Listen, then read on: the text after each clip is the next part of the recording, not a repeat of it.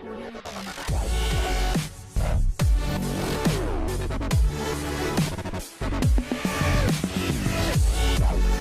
रसिक मित्र हो, नमस्कार. हॉबी डूबी डू या आपल्या मल्हार प्रस्तुत लोकप्रिय संवाद कट्ट्यावर मी आपला होस्ट प्राध्यापक राजेंद्र देशमुख आपल्या सगळ्या रसिक मित्रांचं मनापासून स्वागत करतोय.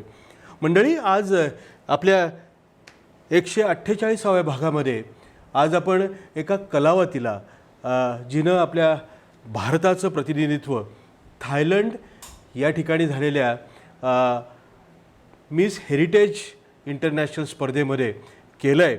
आणि नुसतंच तिनं प्रतिनिधित्व केलं असं नाही, नुसता सहभाग घेतला असं नाही आहे, तर या कलावतीनं ही सौंदर्याची स्पर्धा ही जिंकलेली सुद्धा आहे. आणि म्हणूनच miss best national costume award winner miss Gayatri Thakur हिला आपण आमंत्रित केलेलं आहे. तिचं आपण स्वागत करूया. नमस्कार गायत्री, तुझं आमच्या या संवाद कट्ट्यावर हार्दिक हार्दिक स्वागत आहे. आणि सगळ्या टीमच्या वतीनं आणि समोर पाहणाऱ्या आमच्या रसिक प्रेक्षकांच्या वतीनं तुझं मनापासून अभिनंदन आहे. हे सोपं काम नव्हतं.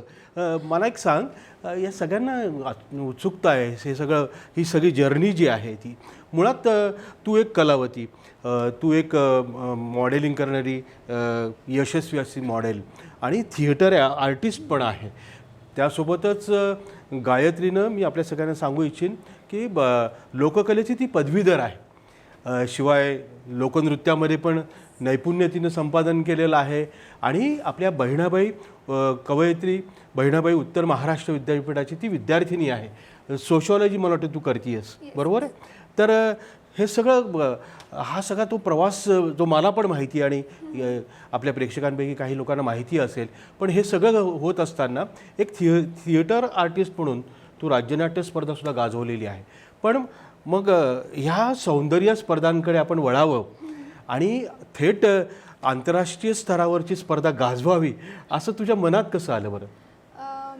खरं तर हा प्रवास अगदी लहानपणापासून सुरू झाला असं म्हणायला हरकत नाहीये. कारण ज्या वेळेस मी लहान होती, असेल काहीतरी 4थी 5वी 5th स्टँडर्डला मी होती, तेव्हा तो जो पिरियड होता तो मला असं वाटतं 1997-2000 समथिंग असा होता. आणि तेव्हा Priyanka Chopra just miss world झालेली होती आणि तिच्या अगोदर झालेली ऐश्वर्या राय आणि त्या अगोदर सुष्मिता सेन. तर जेव्हाही सुष्मिता सेन असेल किंवा ऐश्वर्या राय यांची मूवीज जेव्हा टी व्हीवर असायचे तेव्हा माझी आई मला नेहमी सांगायची, हे बघा ही मिस युनिवर्स आहे सुष्मिता सेन, ही ऐश्वर्या राय आहे, ही मिस वर्ल्ड आहे. तर यांच्यामध्ये आणि इतर ॲक्ट्रेसेसमध्ये काय फरक आहे हा त्यावेळेस समजून घेण्याची माझी क्युरिओसिटी वाढली होती की काय डिफरन्स आहे यांच्यामध्ये. आणि आवड तेव्हापासनं की ठीक आहे ना, मिस युनिवर्स सुष्मिता सेन झाली आहे, मीही ठीक आहे मिस युनिवर्स नाही पण कमीत कमी मिस महाराष्ट्र तर होऊ शकेल, असं एक कॉन्सेप्ट होता डोक्यात. आणि खोटं वाटेल, मी मिस इंडियासाठी अप्लाय केलेलं जेव्हा मी 19 वर्षाची होती तेव्हा. But small town, Jalgaon city असेल तरी स्मॉल टाउन कुठेतरी आहे, तर ते एक पॅजंट म्हणजे बिकनी राऊंड असतात, मग तू कशाला करते त्याच्यात, नको, ते सगळेच बघतात बिकनी राऊंड, कारण टेलिकास्ट व्हायचं अगोदर, सगळे राऊंड्स टेलिकास्ट व्हायचे, सगळेच बघतात, नको नको. माझं सिलेक्शनही झालेलं आणि मला त्यांनी ऑडिशनलाही बोलवलेलं. अगोदर कसं प्रोसेस असते की तुम्हाला फॉर्म फिल करावे लागतात. फॉर्म फिल केल्यावर ते चेक करतात की तुम्ही त्या क्रायटेरियामध्ये बसता आहेत की नाही, कारण फॉर्ममध्ये आम्हाला काही क्वेश्चन्स विचारले जातात. आम्ही जसं त्याचं उत्तर देणार त्या बेसवर ते आम्हाला सिलेक्ट करतात. सो त्यावेळेस माझं सिलेक्शन झालेलं आणि मला त्यांनी एक फेस टू फेस ऑडिशनसाठी बोलवलेलं, लाईक वॉक करून दाखव अँड ऑल, त्यासाठी. तर जसं ते आईला कळालं की असं मी आगाऊपणा केलाय, तर बिकनी राऊंड असतो बेटा, त्याच्यात तुला नाही जाता येणार, बस झाला इथपर्यंत, ठीक आहे डान्स कर ना तू, त्याला मनाई नाही आहे, पण ते नको. सो तिथे त्याला फुल स्टॉप नाही म्हणता येणार पण एक कॉमा लागला होता, ते होल्डवरच होती ती गोष्ट. मग त्यानंतर डान्स मी केले, ॲक्टिंग क्षेत्राकडे थोडंसं केलं, त्याची वेगळी स्टोरी आहे, ते पण मला का हो झालंय म्हणून, पण ते केलं. बट स्टील ते मनामध्ये खंत होती की मी अजूनपर्यंत हे केलेलं नाही आहे, मला करायचं आहे पण मी केलं नाही आहे. जळगावमध्ये मी नॉर्मल फोटोशूट्स केले आहेत. मेकअप आर्टिस्टसाठी मी ॲज अ मॉडेल म्हणून वर्क केलं आहे. वेगवेगळे फोटोग्राफर्ससाठी फोटो सेशन्स होतात, त्यांचे सेमिनार्स होतात, वर्कशॉप्स होतात, तेव्हा मी ॲज अ मॉडेल म्हणून वर्क केलं आहे. बट मला फक्त ते एक पुतळा बनूनची मॉडेल नाही व्हायचं होतं, मला त्या बियॉन्ड काहीतरी करायचं होतं. सो पॅजंट लहानपणापासून होतं डोक्यात, पण ते कॉमा लागलं असं वाटलं की आता कारण मिस इंडियासाठी 25 इज द लास्ट स्टेज, त्यानंतर तुम्ही अप्लाय नाही करू शकत. आणि एकदा मिस इंडिया गेलं देन मिस युनिवर्स, मिस वर्ल्डसाठी फुल स्टॉप. सो मी असं की ठीक आहे, चला गेला आहे आपला चान्स मिस इंडियाचा, पण कधीतरी करेल. सो रँडमली मला मिस हेरिटेज इंडियाचं इंस्टाग्रामला जसं स्पॉन्सर ॲड चालू असतात तसं रँडमली मला ॲड मिळाली. अँड एक आपले जळगावचेच फोटोग्राफर आहेत जे आता इथे काम नाही करत, ते बाहेर काम करतात, त्यांनीसुद्धा मला हे सुचवलं की तू हे करायला हवं. कारण इथे खूप म्हणजे असं नाही म्हणता येणार, पण काही नसलेल्या मुलींना टायटल मिळतात, तर तू डिझर्व करते, तू ये आणि तू ट्राय कर. मिळेल न मिळेल तो भाग वेगळा, but you should try this. So मी म्हटलं चलो ठीक आहे, करून देते. आणि ते हेरिटेज टॅग असल्यामुळे घरातही मला इतकं प्रेशर नाही करावं लागलं, बिकॉज हेरिटेज आहे ना. सो मी फॉर्म भरला, माझं झालं, सिलेक्शन झालं, कॉल आला की तुम्हाला एक ऑडिशन व्हिडिओ रेडी करून पाठवायची आहे. सो ते मी रेडी केलं, त्यातूनही माझं सिलेक्शन झालं. अँड देन त्यांनी आम्हाला ग्रूमिंगसाठी बसवलं. तेव्हा असणार काहीतरी 50-60 मुली होत्या, बिकॉज पहिले 150 to 100 फॉर्म्स त्यांच्याकडे जातात, त्यातून सॉर्ट करतात. अँड देन मिनिमम अमाऊंट काढली जाते आणि तसं त्याच्यात त्यांनी घेतलं. मग ऑनलाईन ग्रूमिंग आमचं सुरू झालं. आमचं ग्रूमिंग वेगवेगळ्या स्टेट्सचे असल्यामुळे, सिटीजचे असल्यामुळे ते आम्हाला एकत्र न बसवता ऑनलाईन ग्रूमिंग सेशन सुरू झाले. त्यामध्ये मेंटल हेल्थ, त्यानंतर फिजिकल कसं असायला हवं किंवा तुमचं कम्युनिकेशन स्किल्स कसं असायला हवं, ज्याही गोष्टी पॅजंटला नेसेसरी असतात, तर सगळ्या त्यांची ट्रेनिंग आम्हाला सुरू झालेली. अँड हेरिटेज मीही एक्सायटेड होती ना, बिकॉज हेरिटेज मीही ऐकलं नव्हतं की काय असेल. मिस इंडिया मी बघितलं आहे, मिस वर्ल्ड मी यूट्यूबला वगैरे बघत होती, पण मग हे काय नवीन आहे ते मला समजून घ्यायची खूप. मला माहिती आणि वर्तमानपत्रांनी सुद्धा गतवर्षी तुला जो किताब मिळाला होता, कुठला होता बरं तो? तो मिस हेरिटेज इंडिया मिळालेला मला. तो राष्ट्रीय किताब होता. येस. आणि मग तिकडूनच हे इंटरनॅशनल तिथूनच. होय होय, नक्कीच. एक खानदेश कन्या आणि विखरणसारख्या छोट्या खेडेगावात तू पुढं आलीस आणि प्रयत्नांची खऱ्या अर्थानं पराकाष्ठासुद्धा तू केली. यशाचं चांदणं जे असतं की नाही ते उगाच नाही गवसत, त्याच्यासाठी प्रयत्न करायला लागतात. तू मग आईचा उल्लेख केलास, आणि मग बाबांबद्दल काय सांगशील? पप्पा माझे RR स्कूलला आहेत, बरं क्लर्क म्हणून आहेत. सो ह्या गोष्टी त्यांना माहिती आहेत अगोदरपासून, बिकॉज स्कूल स्टुडंट्सला इथे बघतात, कॉलेज स्टुडंटलाही बघतात. अच्छा. आणि मुलगी लाडकी असते. नक्कीच मी नक्कीच. मोठी मुलगी. अगोदर नाही असं होतं, बरं 4th-5th पर्यंत डान्सलाच नाही होतं, डान्सही करायचं नाही. बरं. हॉबी ठीक आहे, बट त्याला तू प्रोफेशन नाही करू शकत, कारण गॅरंटी नाही आहे त्या प्रोफेशनमध्ये तुम्हाला हवं तितकं पेमेंट मिळणार आहे, तुमचं मंथली तुम्ही फायनान्शियली स्टेबल असणार आहे, हे अगोदरपासून सेट असतं माइंडमध्ये. आणि तसंच माझ्याही घरी होतं. वडील तर ठीक आहे, आजोबा अजून डेंजर आमचे. अच्छा. सो त्यांचं असं होतं की नाही ठीक आहे, हॉबी म्हणून ठीक आहे, बट प्रोफेशन नाही.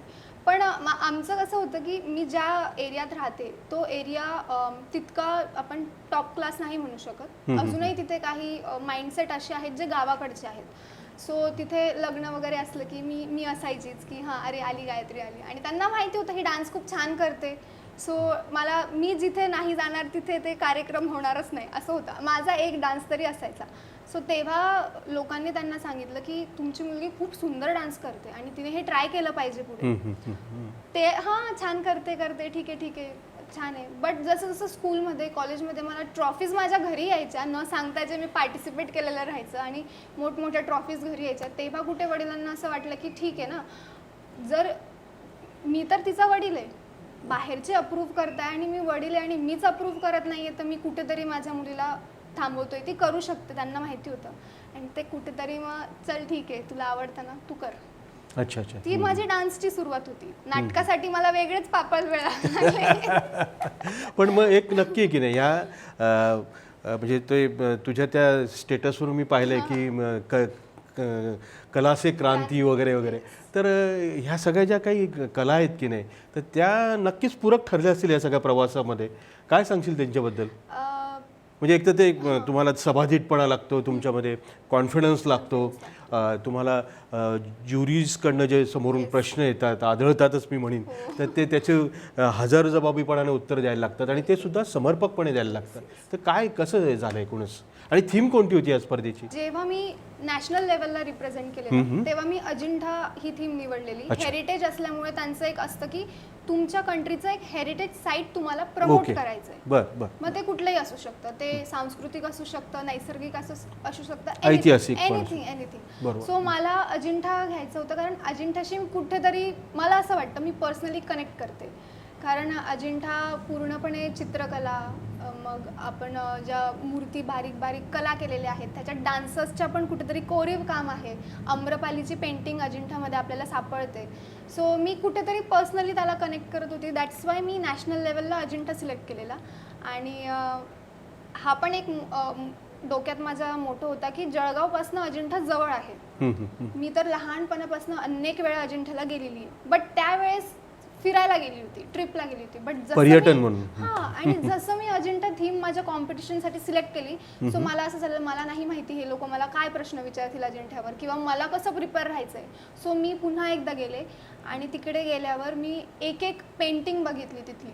मी समजून घेण्याचा प्रयत्न केला की अजिंठा काय आहे, आणि त्यानंतर मला अजिंठ्यावर अजून प्रेम झालं आणि तेव्हा मी अजिंठा घेतलेलं. देन जेव्हा मी हे टायटल घेतलं आणि ह्या वर्षी मी जेव्हा थायलंडला रिप्रेझेंट केलं आपल्या कंट्रीला, त्यावेळेस मी बॅकड्रॉप जो आहे माझा तो सांची स्तूप घेतलेला आहे, जो MP मध्ये भेटतो आपल्याला. आणि तो आपला हेरिटेज साईट आहे, आपलं वर्ल्ड हेरिटेज साईट मध्ये सांची लिस्टमध्ये आहे. आणि कॉस्ट्युम आता काय करावा त्याला. सो आम्रपालीशी माझं थोडंसं कनेक्शन की ती डान्सर होती, रॉयल डान्सर होती, आणि मी कुठेतरी ठीक आहे, मी स्वतःला परिपूर्ण नाही समजत, मी अजूनही असं म्हणत नाही की मी खूप छान डान्सर आहे, बट ते कनेक्ट होत होतं मला. सो सांची आणि आम्रपाली असं डोक्यात माझ्या आलं आणि मी आम्रपालीचा पेहराव करावा असं माझ्या डोक्यात आलं. सो आम्रपालीसाठी माझी सर्चिंग सुरू झाली. बट ते खूप जुनं एक पर्सनॅलिटी आहे आम्रपाली, जी मी खूप शोधलं तिच्याबद्दल. एक्झॅक्ट तिच्याबद्दल माहिती अजूनही उपलब्ध नाही आहे. म्हणजे आपल्या देशात इतकं काही आहे ना, ते अजूनही आपल्याला मिळत नाही आहे. ते शोधलं पाहिजे असं मला वाटतं. ते मिळाल्यावर वेगवेगळे किस्से निघणार आहेत बाहेर. आणि आम्रपाली शोधण्यासाठी माझा तरी 1.5-2 महिने गेले मला की मी काय कॉस्ट्यूम वेअर करू. करायचं आम्रपाली आहे, बट काय करावं, कसं करावं. आणि आम्हाला जी हँडबुक येते पॅजंटकडनं, जी हँडबुक येते त्यात 2 ऑप्शन असतात की जो तुमचा हेरिटेज राऊंड असेल त्याला एकतर तुम्ही तुमचं नॅशनल ड्रेस जो आहे तो वेअर करा, आणि किंवा एखादा कल्चरल ड्रेस वेअर करा. बट मग जर तुमचा तो परफेक्ट नसेल किंवा तोच आहे असं तुम्हाला गॅरंटी नसेल तर तुम्ही त्याला तुमच्या फ्लॅगच्या कलरमध्ये घ्या. हे एवढं गाईडलाईन त्यांच्याकडनं येतं. आता नॅशनल कॉस्ट्यूम म्हटलं तर आपला देश डायव्हर्स आहे. एक कॉस्ट्यूम निवडणं माझ्यासाठी खूप हार्ड होतं, कारण आपण असं म्हणतो की थोडं किलोमीटर पुढे गेलो की 12 कोसावर भाषा बदलते, वेशभूषा, पेहराव बदलतो तुमचा. बरोबर आहे. करावं तरी काय ना इतकं, आणि एवढं सगळं मी नाही दाखवू शकत. सो आम्रपाली आली डोक्यात, तिच्यासाठीही माझं कॉस्ट्यूम सर्चिंग सुरू झालं. त्यामध्येही वेगवेगळे आम्रपाली मला बघायला मिळाली, वेगवेगळ्या कॉस्ट्यूममधली आम्रपाली मला पाहायला मिळाली. कारण प्रत्येक एका पॉईंट ऑफ व्ह्यूने वेगवेगळे कॉस्ट्यूम्स तिचे अवेलेबल होते. सो मग मी ठरवलं की जी भरतनाट्यमवाली आम्रपाली आहे मी ती उचलते, बिकॉज क्लासिकल डान्स फॉर्म आहे आपला भरतनाट्यम, आणि भरतनाट्यमचा जो वेअर असेल तो कुठेतरी नॅशनलला रिप्रेझेंट करेल. आणि ट्राय कलर त्यांनी ऑलरेडी सांगितलेलं फ्लॅगचा कलर तुम्ही घ्या. सो माझा पूर्ण बेस व्हाईट होता, त्याला लेअरिंग केलेलं मी. वरती ऑरेंज सेंटरचा कमरपट्टा माझा ब्ल्यू, अँड देन बॉटम माझं ग्रीन, असं कॉस्ट्यूम रेडी झाला. आणि तो पण मग ते मीडियामध्ये जे फोटो तुझा चर्चेला गेला आणि सगळ्यांनी ॲप्रिशिएट केला की ते 7-8 किलोचं काय प्रकरण होतं मागे जे पाठीला होतं ते. अजिंठा जेव्हा मी रिप्रेझेंट केलेला, माझा जो बॅकड्रॉप होता अजिंठाचा प्रॉप जो होता तो अगोदर डोअर सारखा दिसतो, आणि जेव्हा मी वॉक करून पोस्चर देते आणि जेव्हा मी डोअर ओपन करते, ओपन केल्यावर सगळे चित्र जे आहेत अजिंठ्यामधले ते इकडे बघायला मिळतात. सो तेव्हा माझ्या जे मेंटोर होत्या, ज्या नॅशनल डिरेक्टर होत्या, त्यांच्या एक्सपेक्टेशन्स खूप वाढल्या होत्या की इतकं सुंदर तू अजिंठा केलंय, आता इंटरनॅशनलला याच्याहून तगडं हवंय मला. सो जसं मी सांची निवडलं, सांचीसाठीही जो स्तूप आहे तो कॅरी करणं थोडं हार्ड होतं, बिकॉज मला फ्लाईटने ट्रॅव्हल करायचं होतं आणि ते थायलंड न्यायचं होतं.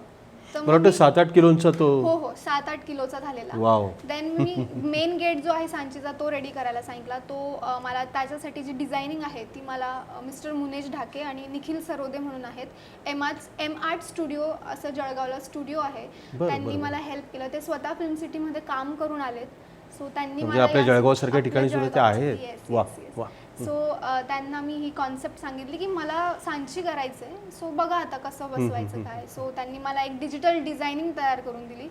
माझा कॉस्ट्युमही त्यांनी मला डिजिटली दाखवला की असं काहीतरी दिसेल, व्हिज्युअलाइज केलं. Yes yes. सो मी म्हटलं मला हेच पाहिजे, ते कसंही असो मला हेच हवं. आम्ही जळगावला खूप फिरलो प्रॉपसाठी की कुठे मिळेल आम्हाला बनवून. आम्हाला काही ऑप्शन नाही मिळालं आणि तेव्हा दिवाळीचा पिरियडही होता, कारण मला फायनलाइज करायला खूप वेळ झाला होता. मी खूप माझं आहे ना असं पटकन डिसिजन होत नाही, मी खूप ट्राय घेते. हे नाही का ठीक आहे कॅन्सल, परफेक्ट हवं असतं मला. सो मी ठरवलं की नाही होते, सेकंड ऑप्शन सांगा. त्यांनी सांगितलं मुंबई गोरेगाव, तिकडे तुला बनवून मिळेल, 100% मिळेल, कारण ते लोक फिल्मचे कामं करतात, 100% मिळून जाईल. सो मी इथून ऑनलाईन सगळं त्यांना प्रोव्हाइड केलं. त्या दोघांनीच बिचाऱ्यांनी मला हेल्प केली ऑब्व्हियसली. त्यांनी सगळं हँडल केलं, माझे डिझाईन्स वगैरे वगैरे. मला गोरेगाववरनं ते पिक करायचं होतं. अगोदर मला सांगण्यात आलं की ते रबरचं आहे, लाईट वेट असेल, इतकं तुला त्याला हेवी नाही वाटणार. तो मी बोलली ठीक आहे चलो, काही इश्यू नाही. जेव्हा मी गोरेगावला गेली आणि मी ते बघितलं, बघायला इतकं सुंदर असं वाटतं की खरंच सांचीचं गेट आहे. आणि मी चलो ट्राय भैया ट्राय करके बताओ, मुझे पहनना है, वॉक करके देखना है. आणि जसं मी टाकलं मी खाली, बरोबर भैया ये इतना आपने बोला था ये रबर का है, ये इतना हैवी. दीदी मैंने उस पर आयरन रॉड लगाया ताकि आप जब वॉक करोगे वो फ्लॅप नहीं होगा. हा विचार मी केलाच नाही की फ्लॅप नको व्हायला. इंटरनॅशनल स्टेज आहे, लोकल नाही आहे, आपल्याला बेस्ट. आणि मी ॲज अ इंडिया रिप्रेझेंट होणार आहे, मी कुठेही चुकू नाही शकत. सो ठीक आहे दादा चालेल, करून घेईल मी, मॅनेज करून घेईल. आता याला न्यायचं कसं, कारण ते ॲटलिस्ट भरपूर 3.5 बाय 4 असं काहीतरी आहे, भरपूर. येस येस, भरपूर मोठं आहे. आणि त्यात ते हेवी होतं आहे, 8 किलो झालंय ऑलरेडी. माझं लगेजच 20 kg सांगितलेलं आहे, मी 8 किलोमध्ये कुठे घेऊ. त्यांनी मला सजेशन्स दिले की ते होणार, तुम्ही ओजीमध्ये पाठवा, फ्रजाईल म्हणून त्याला पाठवा, ओव्हरसाईज लगेजमध्ये ते जाणार. सो ठीक आहे, मी मनाची तयारी केली की मला 8 किलो घेऊन चालायचं आहे. आणि ते रॉड आयनचे असल्यामुळे जेव्हा मी इथे त्याला ॲज अ बॅग जसं आपण वेअर करतो तसं ते वेअर करावं लागतं. आणि जेव्हा मी ते घातलं, आयन असल्यामुळे काय होत होतं, ब्लड सर्क्युलेशन थांबायचं माझं. ह्या पार्टला जे आहे ते ब्लड सर्क्युलेशन थांबलं जायचं आणि माझा पूर्ण दोन्हीही हात पूर्ण रेड व्हायचे आणि मुंग्या यायच्या माझ्या, जसं मला हातच नाही आहेत असं फील व्हायचं. आणि तेव्हा खूप मी स्ट्रेसमध्ये होते की मला हेच करायचं, याला मला काहीच सेकंड ऑप्शन नको आहे, मला हेच करायचं आहे, मी 8 किलो घेऊनच चालणार. आणि मनाची तयारी ठेवली की ठीक आहे, अर्धा 1 तास वेअर करायचं आहे ना, करून घेईल. आणि तसं करून चढली, वॉक केला. आणि मी खरं सांगते, जेव्हा मी रेडी होऊन बाहेर आली, बाकीचे ऑब्व्हियसली बाकीचे कंट्रीज होते, त्यांचं वेगळं हेरिटेज होतं, त्यांचे कल्चर तेवढे सुंदर होते. पण एक असा आपल्याला अंदाज येतो बघून की कोई नाही आहे इधर, आपण ही आहे. आणि ते लोक येऊन मला बोललेत की असं लुक, इतका सुंदर लुक. अगोदरच ते लोक इंडियाच्या प्रेमात असतात, भारतावर त्यांचं प्रचंड प्रेम आहे. आपले ज्वेलरी असतील, आपले कॉस्ट्युम्स असतील, आपले मेकअप असतील, आपली भाषा असेल, आपले डान्स असतील, त्यांना प्रेम आहे. ते खूप वेड्यासारखे मागे लागतात. आणि मी त्यांना गरबा शिकवला आहे, मी त्यांना लावणी शिकवली आहे. आणि जेव्हा माझं कॉस्ट्युम मी रेडी करून बाहेर जेव्हा आली, तेव्हा ते बोलले की you are looking like Indian goddess. क्या बात. म्हणजे खरंच तुझ्या जिद्दीला सलाम आहे बरं का, म्हणजे सोपं काम नाही आहे. बरं, ते मी एक उल्लेख वाचला होता तुझ्याबद्दलचा, ते हे तर केलंच तू, हा पेहराव आम्रपालीचा वगैरे, पण हे करत असताना रॅम्प वॉक करताना हाय हिल्स पण वापरल्या, म्हणजे ते करून ते पण आहे. काय नेमकं, म्हणजे ते कंपल्सरी होतं? येस येस, पॅजंट असलं की hills compulsory. Okay okay okay. ते पण तुम्ही 2-2.5 इंचाच्या हिल्स नाही वेअर करू शकत, तुम्हाला 3.5 इंचाच्या वरती हिल्स वेअर करावे लागतात. आणि माझ्या 5 इंचाच्या हिल्स होत्या. आणि तो एक वेगळा टास्क, कारण ज्या दिवशी आम्हाला मेन स्टेज दाखवला, जो रॅम्प स्टेज आहे तो दाखवला, तेव्हा मी तेच चेक करत होते की मला ते कॅरी करायचं आहे, मी खाली स्टेअर्सला कशी उतरू काय. आणि जेव्हा मी बघितलं की एक मेन स्टेज आहे, त्यातून आपल्याला एक स्टेअर आहे ती खाली उतरायची, देन अगेन क्रॉस आहे आणि खूप साऱ्या स्टेअर्स आहे. म्हटलं बेटा हे आहे, हिल्स आहे, कसं करणार. बट ऑर्गनायझिंग टीम खूप सपोर्टिव्ह होती. त्यांनी तेच सांगितलेलं, जेव्हाही ज्याही मुवमेंटला तुला वाटेल की ते नाही होत आहे, just give us a call, आम्ही येऊ, तुला हेल्प करू, काढून देऊ. बट नाही, मला हेल्प नको, कारण मी इंडिया रिप्रेझेंट करते आणि आम्ही इंडिपेंडंट आहोत, हे मला तिकडे प्रेझेंट करायचं होतं. कारण असं म्हणतात पॅजंटला, आणि तो रूल आहे, तुम्ही डे 1 पासून जज होतात. जेव्हाही तुमचं वेलकम स्टार्ट होतं पॅजंटला, त्या मुवमेंटपासून तुमची जजिंग स्टार्ट होते, तोपर्यंत होते जोपर्यंत तुम्हाला ते टायटल मिळत नाही तोपर्यंत.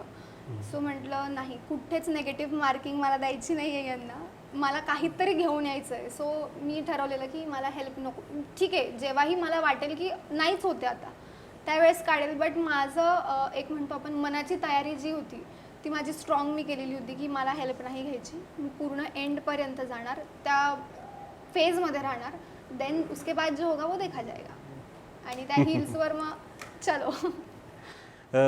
ही जी थीम होती तुमच्या ह्या आंतरराष्ट्रीय स्पर्धेची, म्हणजे ब्युटी विथ ब्रेन, तर ज्युरीजकडनं काही प्रश्न काही म्हणजे अतिशय त्यांना इंटेलेक्च्युअली तुम्हाला रिस्पॉन्स द्यायला लागतो आणि त्यामुळं तुमच्या खात्यात ते मार्क्स पण जमा होतात.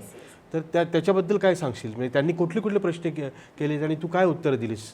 मला 3 प्रश्न विचारण्यात आले होते. पहिला की जेव्हा आता ते हेरिटेज पॅजंट असल्यामुळे तुम्हाला जितकं तुमचं कल्चर आणि हेरिटेज प्रमोट करता येईल डे 1 पासून, नो मॅटर राऊंड कुठला आहे, तुमचं हेरिटेज आणि कल्चर, शॉर्टकट तुमचं संस्कार काय आहेत ते दाखवा. सो जेव्हाही आम्ही कुणालाही भेटायचो, इतर कंट्रीजच्या डेलिगेट्सलाही भेटायचो किंवा जजेसला भेटायचो, कारण ऑर्गनायझर्स जजेस एकत्रच आमच्यासोबतच फिरायचे, आमचं जजिंग तसंच व्हायचं, पॉईंट टू पॉईंट ते आम्हाला चेक करायचे, बिहेवियर आमचं बघायचे, बिकॉज त्यांना क्वीन निवडायची असते ना, ते पूर्ण एक मायनर गोष्टी चेक करतात. आणि खूपदा माझ्याकडनं उल्लेख झाला की I come from a land of diverse country, diverse land, diverse nation.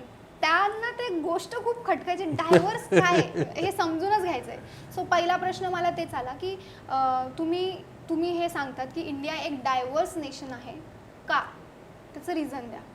तर त्यावेळेस जेव्हा पहिला माझ्या डोक्यात जे उत्तर आलं होतं, आणि जे डे 1 आमचं क्वेश्चन आन्सर्सचा राऊंड आय थिंक 5th का 6th डेला झाला होता, आणि त्या 5 दिवसांच्या पिरियडमध्ये मी बघितलेलं की जेही कंट्रीज आहेत ना ते इंडियाशी कनेक्टेड आहेत. असं वाटायचं की इंडिया आई आहे आणि हे सगळे लेकरं आहेत. बरं. सो ते माझ्या डोक्यात आलं. असं पहिलंच माझ्या तोंडातनंच निघालं, माझ्या वाक्यातच निघालं की India is mother to all. आणि मी असं त्यांना उत्तर दिलेलं की as you all know that India is mother to all, also India is mother of all the religions. वा. So therefore, whenever you go, you will find that we have different caste, different creeds, different religion, and that's why we have different costumes, different languages, different food, different culture. Right. Still we are united. That's why we call India as a diverse country. हे माझं विविधता में एकता. Yes, क्या हे बात. माझं उत्तर बरं. होतं. आणि ते एक सॅटिस्फॅक्टरी स्माइल मला तिथून मिळाली. सो मी जरा चलो, पहिला उत्तर छान झालंय. वा. सेकंड क्वेश्चन मला विचारण्यात आलं की would you leave the situation or leave the situation if you are not comfortable in that. So आणि मी पर्सनली रिस्की मुलगी आहे, मी खूप रिस्क घेते सर. मला इतकी ह्या कॉम्पिटिशनला जाण्या अगोदरही मी खूप रिस्क घेतल्या आहेत. सो मी जे होतं ते की sir I like to take risk and that's why I will leave the situation, I will not leave the situation. आणि तिथेही मला त्यांचं एक ती स्माईल मिळाली की ठीक आहे, ही पण मी पास झाली आहे. आणि लास्ट क्वेश्चन मला विचारण्यात आला होता की what is your opinion about single mother. So आपल्याकडे भारताचा इतिहास आहे की आपल्याकडे खूप सिंगल मदर झाल्या आहेत आणि सक्सेसफुल झाल्या आहेत. ब्रेव पण तेवढ्याच होत्या आपल्या राजमाता जिजाऊ. होय. जरीही आपण शिवाजी महाराजांचे वडील सोबत नव्हते, ते त्यांच्या कामानिमित्त बाहेर असायचे, पण त्यांचं सगळं जे सांगोपण पण म्हणू शकतो ते पूर्णपणे जिजामातांनी केलं होतं. सो ते एक माझ्या नजरेत आलेलं. आणि सेकंड एक की जेव्हा आपण रमाईंना बघतो, होय, बाबासाहेब कायम विदेशात फिरत राहायचे, त्यांना वेगवेगळे कामं करावं लागायचे, बट रमाई नवकोटींची माता झाली. She was again a single mother. So या सगळ्या गोष्टी जेव्हा आल्या की Indian mothers are very strong. So माझ्या डोक्यात पटकन ते आलं की I will go with single mother. Because I think विसे म्हटलं, मी त्यांना बोलली की इन हिंदी विसे की एक घायल शेरनी सबसे खतरनाक होती है, so I go with a single mother. I don't have a problem with father and mother, but I appreciate being a single mother. So again त्यांना कळलं ही पोरगी हेरिटेज काही सोडत नाही, यांचं कल्चर काही सोडत नाही. म्हणजे या स्पर्धेने पुन्हा एक अधोरेखित केलं की केवळ तुमचं बाह्य सौंदर्य जर चांगलं असून चालत नाही, नाही. किंवा तुम्ही केवळ म्हणजे सुस्वरूप असून चालत नाही, सुंदर, पण तुमचं आंतरबाह्य दोन्ही आणि एकूणातच इन टोटॅलिटी, म्हणजे तुमची बौद्धिक सौंदर्य सुद्धा लागतं त्याला. Yes. आणि तू ते त्यांना छान उत्तरं दिलीत, म्हणून ते म्हणजे हे टायटल उगाच नाही मिळालं काय तुला. मला सांग गायत्री, गेल्या महिन्यात थायलंडला 18 ते 25च्या दरम्यान ही स्पर्धा संपन्न झाली. तर जवळपास 8-9 दिवसांचा स्टे तिकडं होता. तिथं छान तुला इतरही स्पर्धक मैत्रिणी मिळाल्या असतील, पण आपली जीवनशैली, आपलं फुडिंग जे आहे, तर त्याचा त्याने याच्यात खूप अंतर असतं नाही का? म्हणजे ते कसं ॲडजस्ट केलंस बरं तिकडं? काही गमतीदार गोष्टी घडल्या का? खूप किस्से आहेत गमतीदार, खूप किस्से बरं आहेत. बरं बरं, काही शेअर करशील? Yes, कारण ज्या दिवशी आम्ही इथून निघालो 6 तास लागतात असं, कारण टाइम डिफर आहे आपला, टाइम बरं. चेंज वेगळे आहेत. आपण 2 तास मागे असतो, ते 2 तास पुढे चालतात. सो आम्ही उतरलो 10:15 10:30ला, आणि माझं एक लगेज मिसिंग होतं. ते लगेजसाठी माझी धावपळ चालू होती. आणि बाहेर ते लोक वेलकमसाठी ऑलरेडी आमच्यासाठी थांबले होते की टीम इंडिया आली आहे, आपल्याला त्यांना वेलकम करायचं आहे अँड ऑल. आणि माझं लगेज मिळत नव्हतं. मी कंप्लेंट अँड ऑल सगळं केलं, फॉर्म वगैरे फिल केला, आणि माझ्या मेंटॉर आमच्यासोबत नव्हत्या आल्या, त्या लेट येणार होत्या कारण दिवाळीचा पिरियड होता, त्यांनाही घरी ऑब्व्हियसली कामं होती. सो आम्हाला कॉल आला की they are all are waiting for you, go fast. आणि ठीक आहे, जे असेल ते चला आता पटकन करू, काय असेल बॅग नंतर मिळेल आपल्याला. आणि आम्ही बाहेर गेलो, आम्ही खूप लेट झालो होतो. एअरपोर्ट ते हॉटेल खूप दूर होतं, 45 मिनिट्स होते, आणि ट्रॅफिक खूप आहे तिकडे, इतकी ट्रॅफिक आहे, बट शिस्त खूप आहे. ते आपण, मला असं वाटतं, ॲडॉप्ट केलं पाहिजे. मला कुठेही हॉर्न वाजवताना कोणी दिसलं नाही. बरं बरं, खूप सुंदर. हॉर्न वाजवताना थांबून घेतात, तुम्ही जा बाबा, आम्ही थांबतो, आणि मग पुढे जातात. सो 45 मिनिट्स जरी होते, पण त्या ट्रॅफिकमुळे आम्हाला काहीतरी डिले झालेला. आम्ही 1-1.5 तास आम्ही लेट पोचलो. गेल्यावर ऑलरेडी लंच सर्व केलेलं होतं. तिथे आम्ही गेलो की चला पटकन खायला मिळेल काहीतरी. आणि जेव्हा आम्ही टेबलवर बसलो, सजवलेलं तर खूप सुंदर, राईस छानपैकी, त्याच्यावर सगळे वेजीस सजवलेले खूप सुंदर, एक सूप होतं. आणि जेव्हा आम्ही ते एकतर ते थंड होतं, बरं बरं, आणि राईस होता, पायनॅपल राईस होता पहिल्या दिवशी, गोड राईस. आपण तिखट खाणारे लोक, राईट, ते गोड आणि थंड. चलो ठीक आहे, जाऊ द्या, आजचा दिवस लेट झालोय आपण, आपली चूक आहे, आपण लेट झालोय, जे मिळेल ते खावं लागेल, कारण कॉम्पिटिशन आहे, आपण तिथे काही डिमांड नाही करू शकत. मग व्हेजीस घेतल्या, चला हे तरी तिखट किंवा खारट तरी लागेल, काही स्पायसी नाही आहे, मसालेदार तरी लागेल, ते पण गोड, ते पण ठेवून दिलं. थोडंसं खाऊन घेतलं की चला राऊंड आहे, आपल्याला राऊंड करायचं याच्यानंतर, सो थोडा एनर्जी असावी म्हणून थोडंफार खाल्लं. आणि सूप बघितलं, कांद्याच्या पातचं सूप होतं, ते पिऊन बघितलं, ते पण थंड, ते पण ठेवून दिलं. पटकन रेडी झालो. फोटोशूटचा राऊंड होता आमचा, त्यात आल्याबरोबर सगळ्यांचा एक प्रोफाईल रेडी करायचं होतं, त्यामुळे आमचा फोटोशूट राऊंड होता. पटापट रेडी झालो, आणि खूप भूक लागलेली, आणि जे माझं लगेज राहिलं होतं त्यामध्ये फक्त जेवण होतं. मी घरून गोड दशम्या घेतल्या होत्या की 5-6 दिवस आपल्याला मिळून जाईल, दशम्या, ठेपले, ह्या सगळ्या गोष्टी पॅक करून. दिवाळी झाली होती, फराळच घेतला होता सोबत की चलो मी पण खाईल आणि इतरांनाही सांगेल की हे काय आहे. ते पण माझं राहून गेलं. म्हटलं आता शिक्षा आहे, करा, भोगा. आणि रोज अशा प्रकारचं जेवण आम्हाला मिळायचं. राईस त्यांचं मेन फूड आहे, भात त्यांचं मेन आहे, आणि सी फूड पण, मला येस सी फूड पण पहिल्या दिवशी. आणि आम्ही नॉनव्हेज खाणार हे मी ठरव की मी ट्राय करणार आहे, काय काय असेल मी खाईल. पण जसं कळलं की नॉनव्हेजमध्ये खूप काही आहे, सी फूडमध्ये खूप काही आहे, मी सरळ व्हेजिटेरियनच्या टेबलवर जाऊन बसली. आणि एक सांगेल मी की तिथे चिकन हे व्हेज असतं, एग पण व्हेज असतं. अच्छा. आणि माझ्यासोबत जी पेटिट कॅटेगरीची इंडियामधून रिप्रेझेंटेटिव्ह होती आपली, ती प्युअर व्हेजिटेरियन, त्यात तिचे उपवास चालू.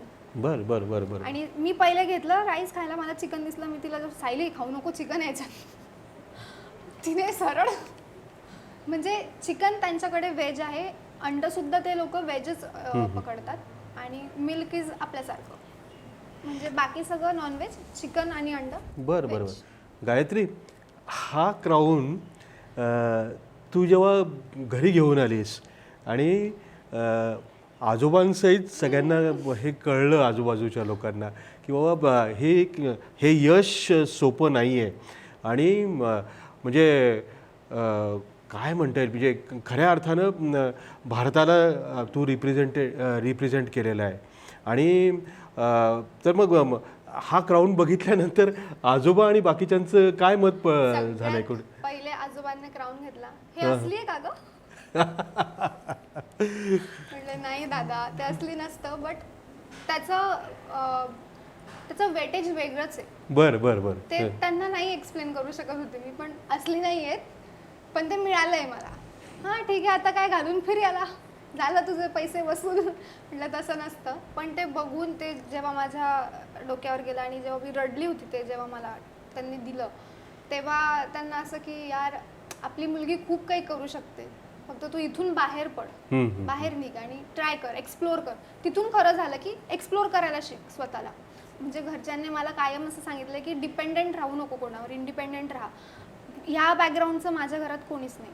बरं बरं बरं. म्हणजे मी पहिलीच असावी आणि मी पहिलीच आहे, त्यामुळे त्यांना जास्त कौतुक की बॅकग्राऊंडला कोणी नाहीये. वशिला जे म्हणतो, नेपोटिझम जे म्हणतो, तो प्रकार होणार नाहीये. स्वतःच्या जिद्दीवर ह्या फील्डमध्ये तरी करते, सो तिथे ते कुठेतरी सॅटिस्फाईड आहेत. बरं बरं. आजोबांचे, आजी आजोबा दोघे कौतुक झालं असेल. वा वा वा वा. अच्छा, बरं. मग किती देशांचे साधारणतः स्पर्धक तुला मैत्रिणी तिकडे होत्या? मी सगळ्यात जास्त माझं बॉन्डिंग झालं miss Kenya, miss Myanmar, miss Indonesia आणि रशिया. यांच्याशी माझं खूप छान ट्युनिंग झालेलं आणि इतरही डेलिगेट्स खूप छान होते, वेलकमिंग होते. आमचं रोज कल्चरल एक्सचेंज व्हायचं. लिटरली आम्ही असं 2 मिनिटंही असं रिलॅक्स बसलो की आमचं बोलणं सुरू की तुमचं मग फूड कसं असतं, तुमचं पेहराव कसे असतात, तुमचे फेस्टिवल्स कसे असतात. या रोजच्या आमच्या गोष्टी असायच्या आणि ते मी आता खूप मिस करते, कारण तेव्हा आम्ही 2 मिनिटंही आम्हाला रिकामे मिळाले की आमचं लगेच डिस्कशन सुरू.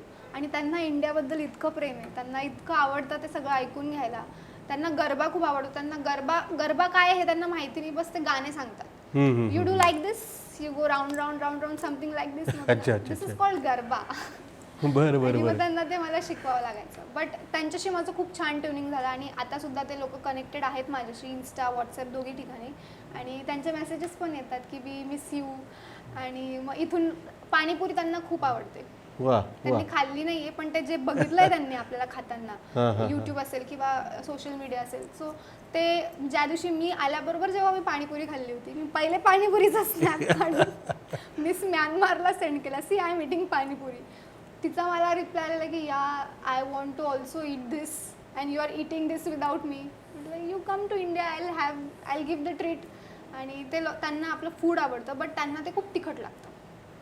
गायत्री, हॉबी डू बी डू म्हणजे एक तरी छंद असावा. तुला तर बऱ्यापैकी छंद आहेत आणि त्याला सगळे म्हणजे फायदाच झाला आहे तुला एका अर्थानं. तर आमच्या रसिक प्रेक्षकांची जी संख्या आहे ती या संवाद कंटेंट पाहणाऱ्या ती दिवसेंदिवस वाढती आहे आणि तरुणाईला हे नक्कीच ऐकून घ्यायला आवडेल तुझ्याकडनं संदेश की ह्या स्पर्धेकडे का वळलं पाहिजे आणि प्रयत्नांची तर पराकाष्ठा केलीच पाहिजे, त्याशिवाय यशाचं चांदणं गवसत पण नाही. मग काय संदेश देशील तू? मला पर्सनली पॅजंट यासाठीच ट्राय करायचं होतं की मला फक्त एक डेमो मॉडेल नव्हतं व्हायचं. मला त्या पलीकडे थोडंसं करायचं होतं. आणि जसं मी सुरुवातीलाच सांगितलं की सुष्मिता सेन, प्रियंका चोप्रा, ऐश्वर्या राय यांना बघून मलाही वाटायचं की मीही कुठेतरी असं काहीतरी डोक्यावर घेईल आणि करेल, इंडियाला कुठेतरी रिप्रेझेंट करेल. ती एक फिलिंग मला हवी होती. सो मी त्यासाठी पर्सनली गेली. प्लस मॉडेल म्हणजे काय की फक्त मेकअप करून बसणं नाही, तुमचे स्वतःचे थॉट्स असले पाहिजे, तुमचे विचार असले पाहिजे, तुमचं एक ओपिनियन असलं पाहिजे एखाद्या गोष्टीवर. आणि तो हक्क प्रत्येक व्यक्तीला या पृथ्वीवर आहे, तो वापरला पाहिजे. तर हेरिटेजच नाही, कुठलंही पॅजंट असेल तिकडे तुमचं ब्युटी तर बघितलीच जाते, बट तुमचं ब्रेन तेही बघितलं जातं. ब्रेनमध्ये असं नाही तुम्हाला जी के नाही विचारत, तुमचे ओपिनियन्स विचारतात. बिकॉज असं म्हणतात की माणसाच्या ओपिनियनने माणूस कळतो की तो कसा आहे.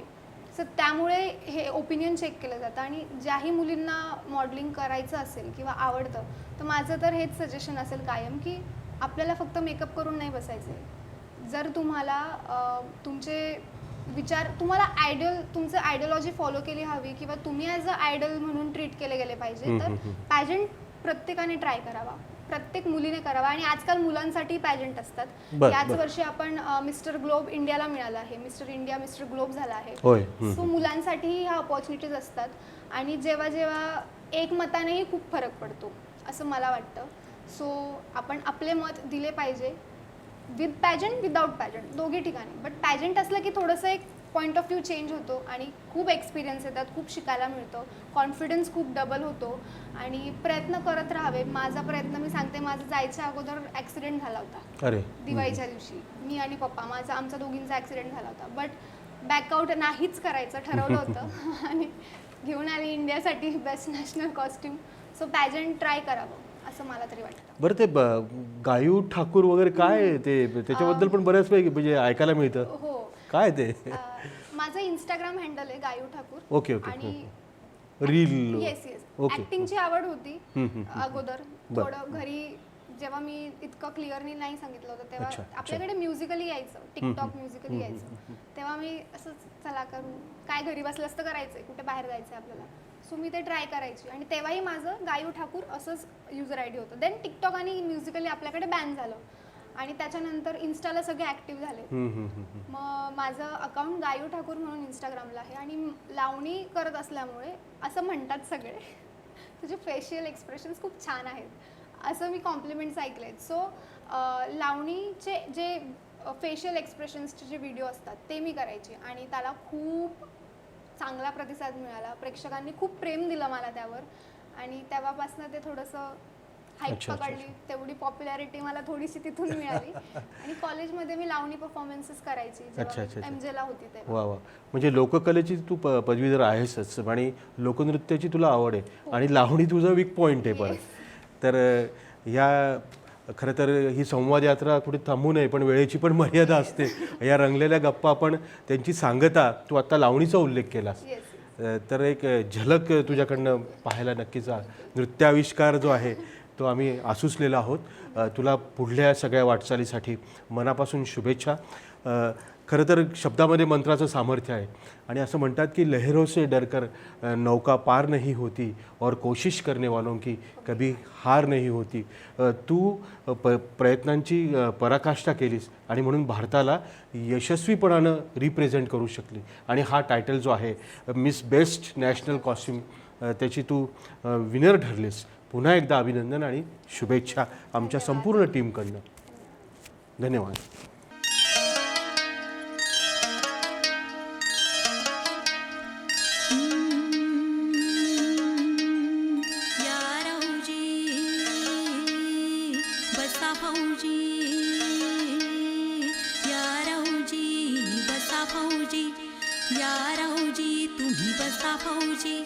कशी मी राखो तुमची महरजी की बसा राऊजी,